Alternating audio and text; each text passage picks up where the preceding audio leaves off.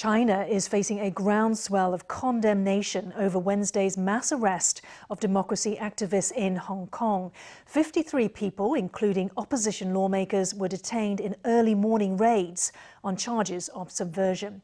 For Beijing, it's a move of unprecedented scale, the biggest crackdown yet under Hong Kong's new national security law.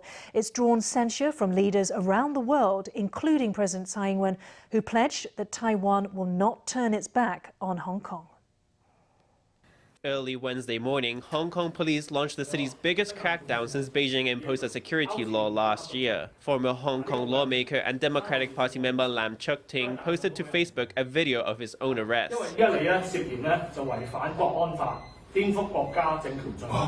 Lam was just one of the many arrested.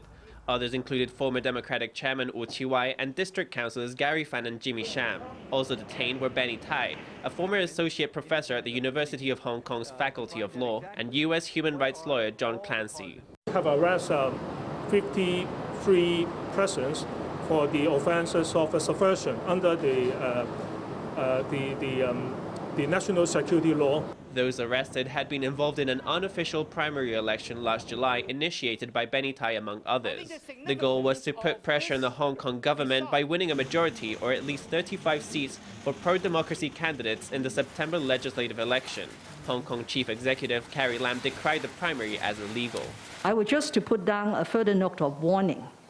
If this so-called primary election's purpose is to achieve the ultimate goal of delivering what they call a 35+, with the objective of objecting to, resisting every policy initiative of the Hong Kong SAR government, then it may fall into the category of subverting the state power.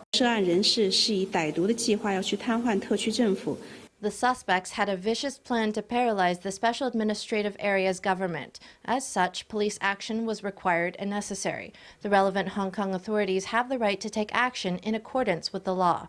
The sweeping roundup of pro-democracy activists has drawn condemnation worldwide. U.S. Secretary of State nominee Antony Blinken openly criticized the arrests on Twitter, calling them an assault on those bravely advocating for universal rights. The Biden-Harris administration will stand with the people of Hong Kong and against Beijing's crackdown on democracy. President Tsai, who's voiced support for Hong Kong activists in the past, also commented on the crackdown.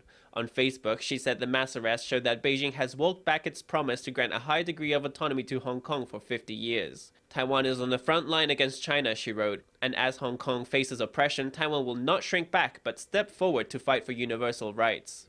Lawmakers from across party lines have also voiced support for Hong Kongers. We'd like to tell Beijing that the only way to achieve long and peaceful governance is by winning people's hearts. The KMT does not condone anything that undermines freedom of speech, that infringes on people's freedom, or that hinders Hong Kong's democratic development.